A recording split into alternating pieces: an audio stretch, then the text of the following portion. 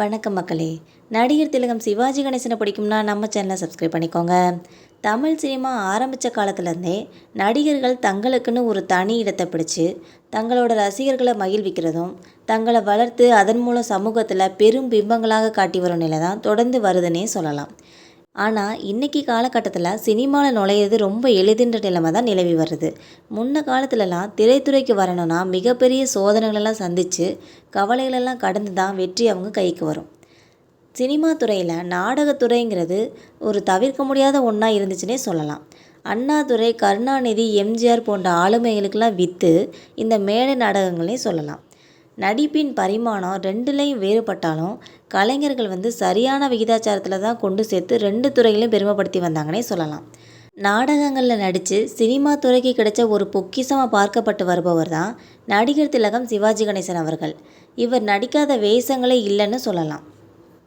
அலைகள் இல்லாத கடலும் உண்டு, நிறமில்லாத வானமும் உண்டு என்று சொன்னால் கூட வராத ஆச்சரியம் தனக்கு நடிக்க வரவில்லை, அதனால தான் பலமுறை வருந்தி அழுதிருக்கிறேன் என சிவாஜி கணேசன் சொன்னதை கேட்டு நமக்கெல்லாம் ஆச்சரியமாக இருக்குன்னே சொல்லலாம்.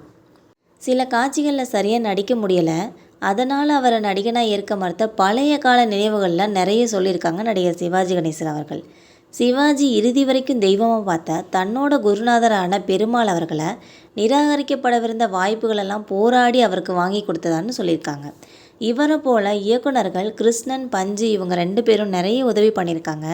அதில் பஞ்சு அவர்கள் தனக்கு அதிகமாக உற்சாகத்தை தந்து மனதளவில் பலப்படுத்தியிருக்காங்கன்னு சொல்லியிருக்காங்க.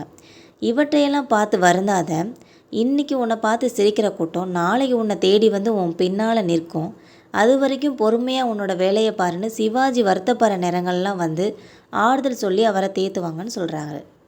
அந்த மாதிரி பஞ்சு அவர்கள் சொன்னது நாளடைவில் பளிச்சதுமே அவருக்கு நன்றி செலுத்த கடனாக தான் நடிகர் சிவாஜி கணேசன் அவர்கள் அவரை எங்கே பார்த்தாலும் சாஷ்டாங்கமாக காலில் விழுறத ஒரு பழக்கமாகவே வச்சுருந்ததா ஒரு பேட்டியில் நடிகர் சிவாஜி அவர்கள் குறிப்பிட்டிருக்கிறார். இது போலவே நடிகர் எம்ஜிஆர் அவர்களும் சிவாஜி கணேசன் அவர்களும் நெருங்கிய நண்பர்களாக தான் இருந்திருக்காங்க. ஒரு காலகட்டத்தில் 2 பேரும் அரசியலில் வந்ததுக்கப்புறம் இருவருக்கும் இடையில் மோதல் ஏற்பட்டிருக்கு. கடைசியில் எம்ஜிஆர் அவர்கள் உடல்நிலை சரியாமல் இருந்தப்போ சிவாஜி அவர்களை போய் பார்த்துருக்காங்க. அப்போ நான் உங்ககிட்ட ஒரு பொறுப்பை ஒப்படைக்கணும், வீட்டுக்கு வந்தோன்னே என்னை பாருன்னு எம்ஜிஆர் அவர்கள் சொல்லியிருக்காங்க.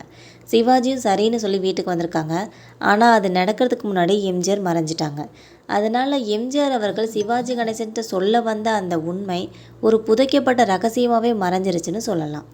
இதுபோல் உங்களுக்கும் நடிகர் சிவாஜி கணேசனும் எம்ஜிஆரையும் பிடிக்கும்னா நம்ம சேனலை மறக்காமல் சப்ஸ்கிரைப் பண்ணி பெல் ஐக்கானை கிளிக் பண்ணிக்கோங்க. இது போன்ற டெய்லி வீடியோஸ் உங்களுக்கு உடனுக்குடன் வந்து சேரும். தேங்க்யூ.